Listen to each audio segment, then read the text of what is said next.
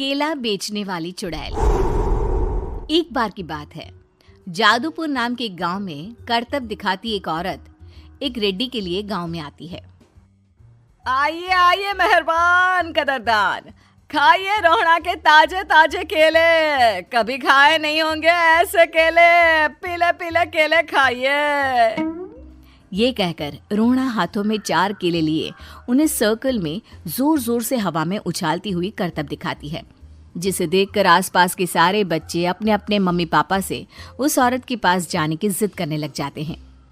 पापा, ऐसा तो सर्कस में बॉल से होता है ना, ये आंटी तो केले से कर रही है। चलिए ना पापा, देखते हैं। रोहड़ा एक पतली सी तार पर चलती हुई केलों से करतब दिखाती है। आते जाते सभी लोग बाहर रुककर उसके करतब देखते हैं और वाह वाही करते नहीं थकते। जैसे ही एक आदमी पास आकर उसे पैसे देने लग जाता है, तब वो कहती है, अरे नहीं नहीं साहब, मैं करतब तो बच्चों के मन को बहलाने के लिए करती हूँ। धंधा तो मेरा केले का है। पीछे देखो मेरी रिड्डी, जो भी मेरे केले खाएगा मेरी तरह चुस्त दुरुस्त और तंदुरुस्त हो जाएगा। पता चलता है क्या कि मेरी उम्र 55 की है। अरे पर ऐसे ठंड के मौसम में कोई केला क्यों खाएगा? ये ऐसे वैसे केले नहीं है साहब, ये शरीर में गर्मी देते हैं। ठंड को दूर भगाए जो भी रोहिणा के केले खाए।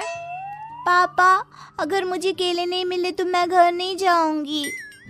तभी उसके पापा कहते हैं कि बेटा, केले ठंड में कभी गर्मी नहीं देते। ये सब कहने की बातें हैं, सामान बेचने का तरीका है इनका। पर पिंकी नहीं मानती। मैं केले खाऊंगी। पिंकी की जिद के आगे नत्थू हार जाता है और उसे केले खरीद कर दे देता है। पिंकी खुश होकर केले घर ले आकर खाती है। अब मैं भी करतब करूंगी, कितना मजा आएगा। जादुई केले। पिंकी पहला केला खत्म भी नहीं करती कि वो बेहोश हो जाती है। दूसरे केले से एक काला धुआं आता है और रोहड़ा चुड़ैल बनकर बाहर निकल आती है। मेरे भूतिया केले बच्चे न खाए, ऐसा हो ही नहीं सकता। जादूपुर वालों, कब तक बचोगे? आ गई हूं मैं रोहड़ा, जिसका कोई नहीं कर सकता सामना। रोहड़ा पिंकी को गोद में उठाकर काले धुएं में कहीं गायब हो जाती है। शाम के वक्त नत्थू घर लौटता है और पिंकी को घर में ना पाकर उसकी माँ से कहता है, माँ पिंकी कहाँ है? अरे बेटा, उसे तो तू सुबह करतब दिखाने ले गया था ना, फिर कहाँ वापस आए तुम दोनों? मुझे लगा तू उसे अपने साथ मंडी ले गया होगा। हे भगवान, मेरी बच्ची कहाँ गई? मैं उसे घर ही तो छोड़कर गया था माँ। नत्थू गांव के घर कोने में अपनी बेटी को ढूंढता है, पर उसे वो कहीं नहीं मिलती। परेशान होकर आके रो रो कर नत्थू हिम्मत हार कर घर लौट आता है। अगली सुबह रोहड़ा फिर से करतब दिखाने आती है और इस बार पिंकी की तरह रोनी केले खरीद लेता है। 50 रुपए दिए थे पापा ने, सारे पैसों की मैंने केले खरीद लिए हैं। अब मैं भी आंटी की तरह ही करतबबाज बन जाऊंगा। यही सोचते हुए रोनी केले खाता है और पहला अकेला केला आधा खत्म भी नहीं करता कि चुड़ैल उसके सामने आ जाती है। मेरे साथ चलने का समय आ गया है रोनी। ये तो बस शुरुआत है। अब इस गांव के सारे बच्चे धीरे धीरे मेरे कब्जे में होंगे, एक बच्चा भी नहीं बचेगा। ये कहकर रोना रोनी को गोद में लेकर काले धुएं में अदृश्य हो जाती है। इसके बाद हर रोज गांव में से कोई ना कोई बच्चा गायब होता, पर ऐसा क्यों हो रहा है किसी को भी समझ में नहीं आ पा रहा था।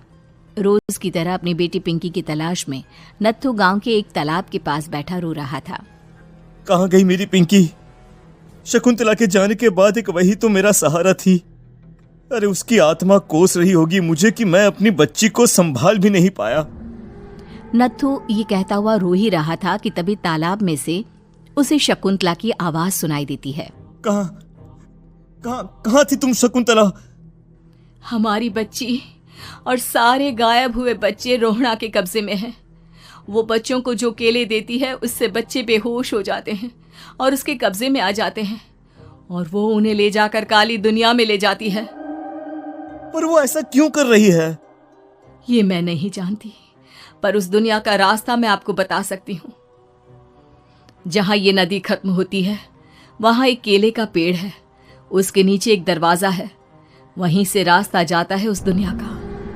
ये कहकर शकुंतला की आत्मा गायब हो जाती है।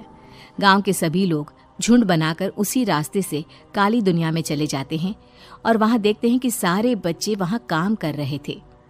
पापा मुझे ले चलो यहाँ से। पापा पापा। सभी बच्चे अपने मम्मी पापा से लिपट जाते हैं। तो तुम लोग यहाँ तक आ गए? क्यों हमारे बच्चों को पकड़ लिया तूने?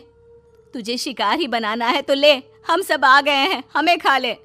नहीं, मुझे बच्चे चाहिए। मेरे बच्चे के बदले तुम लोगों के बच्चे। क्या मतलब?